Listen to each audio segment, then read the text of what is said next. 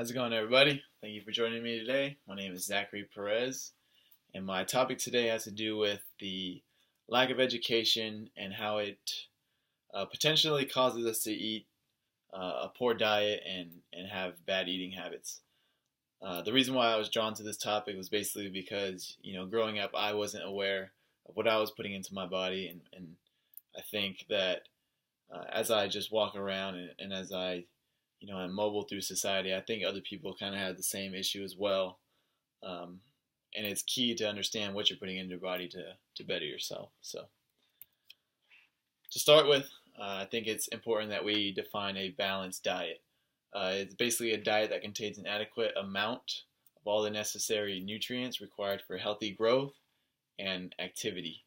And the fact of the matter is that, adults and children both do not consume enough uh, for a healthy or balanced diet throughout their weeks, throughout their day, and throughout the year.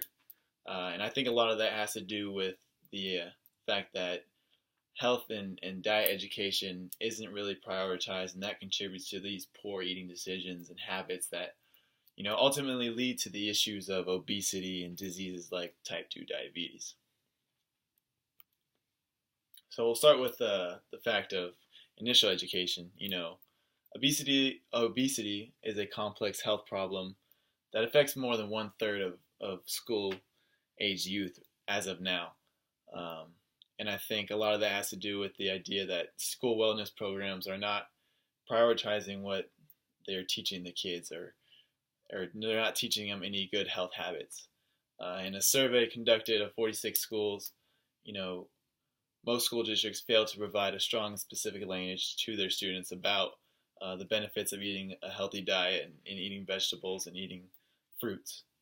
In addition, these same districts reported a lack of enforcement policies in regards to the school's wellness program. These barriers basically, um, you know, don't push those policies, and they're also reported by school personnel. So that's a major issue. If our school personnel understands and knows that physical education and health and all this isn't getting any prioritization or any fair education, um, this is why obesity has those uh, problems of one third in every school age youth. So to decrease these numbers of youth health issues, I think it's significant that we enforce these policies and we put priority towards schools' wellness programs. In terms of common adult education, respondents believe that there's a need for fewer vegetables and fruits and a more need for milk and protein consumption than that's recommended. That is a major issue concerning that several studies suggest that a diet high in meat, including processed meat, fat, and fast food, may be in association with the development of colorectal cancer. These are those diseases that we want to stay away with. Um, in terms of student health and sciences who have taken a course on nutrition, those individuals were significantly more likely to meet the requirements of a balanced diet recommendations compared to those who never took one. And that basically shows that many college students intend to alter their diet and consume more vegetables. However, they're not extremely aware of what guide to follow or what recommendations to follow. So I think simpler guides, recommendations, nutrition interventions, and campaigns will help resolve this issue. So where's our education coming from? A study showed that high meat consumption and fast food consumption was connected to the frames that guide consumer choices through sensory-based associations. So basically, social media. Now, we have fast food companies, meat companies, all advertising their meat and how good it is, and how good, a burger and fries and all this fat. But the fact of the matter is, they're the producers and they want us to consume it. So that's a big issue, that we cannot get people to gravitate towards fruits and vegetables, but we can have them gravitate towards fast food. And science-based health and arguments favoring diet change are out there, but they're extremely difficult to reach customers, and they're too difficult for them to comprehend. So I think that we need to find a bridge that can kind of steer people away from the fast food chain and the meat chain and get them on their balanced diet of fruit and vegetables.